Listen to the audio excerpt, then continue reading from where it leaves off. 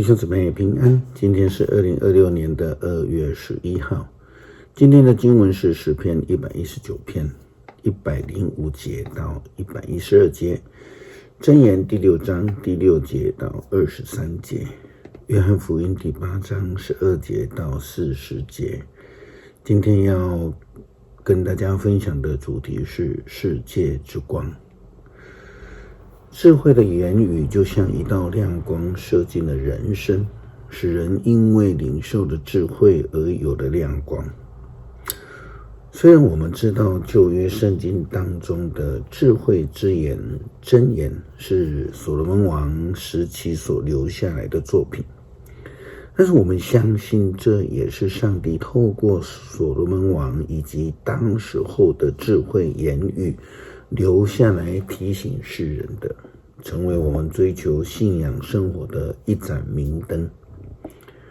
箴言第6章第6节到23节提醒世人，这样说道：懒惰的人要查看蚂蚁怎样生活，向他们学习。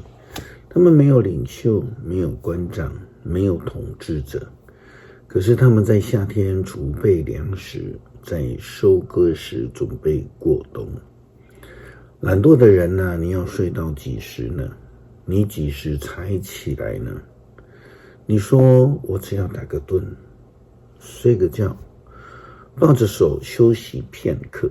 可是当你沉睡的时候，贫穷要像强盗袭击你，贫乏要像带武器的匪类攻击你。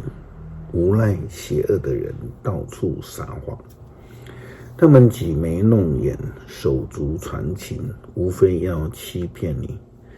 他们腐败的心肠时时图谋恶事，到处制造争端。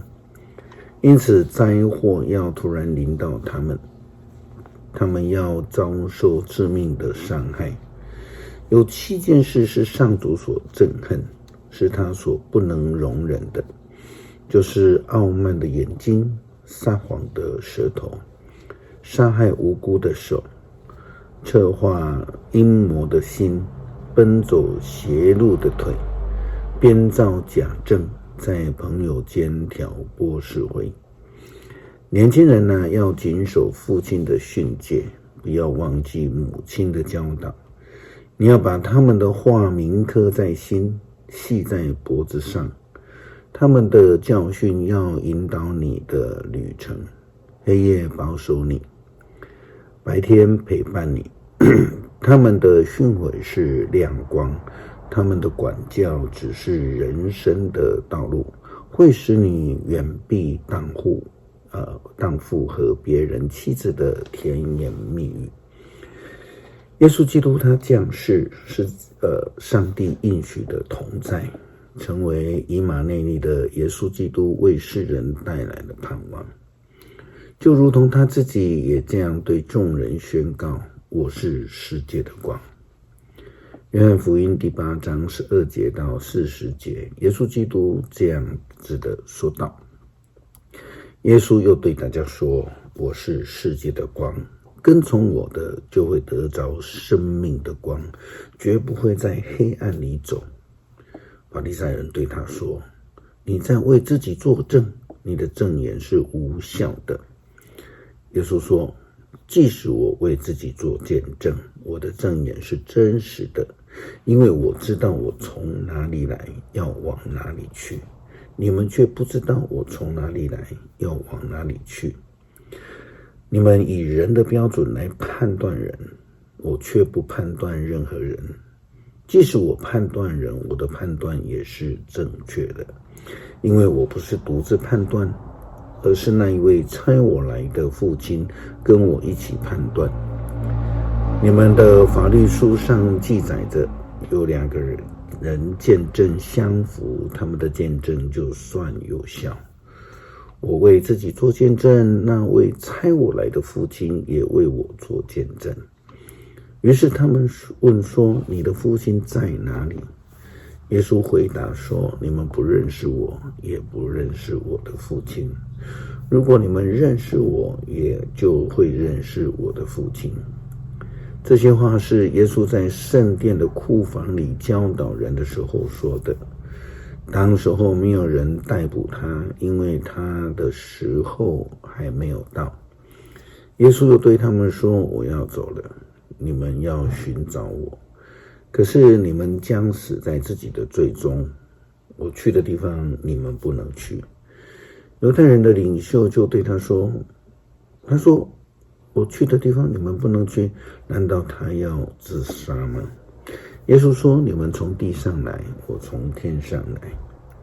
你们属这世界，我不属这世界，所以我说，你们将死在自己的罪中。如果你们不信我就是自有拥有的那一位，你们将死在自己的罪中。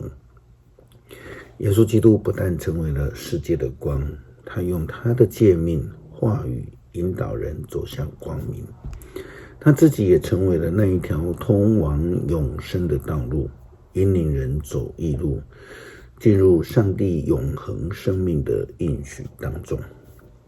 诗篇119篇105节到112节，你的话是导引我的灯，是我人生路上的光。我要持守严肃的诺言，遵守你公义的教导。上主啊，我受的痛苦非常沉重，求你照你的应许赐我新生命。上主啊，接纳我感谢的祷告，求你把你的命令教导我。我的生命时刻在危险中，但我没有忘记你的法律。邪恶的人设罗网要陷害我，我仍然没有违背你的命令。你的诫命是我永久的产业，是我心中的喜乐。我决意遵守你的法律，直到我的生命终结。恳求主赐给我们盼望，使我们领受亮光，在这黑暗的世界当中，让我们能够有主的亮光来引导我们。祷告奉主耶稣基督圣名求，阿们。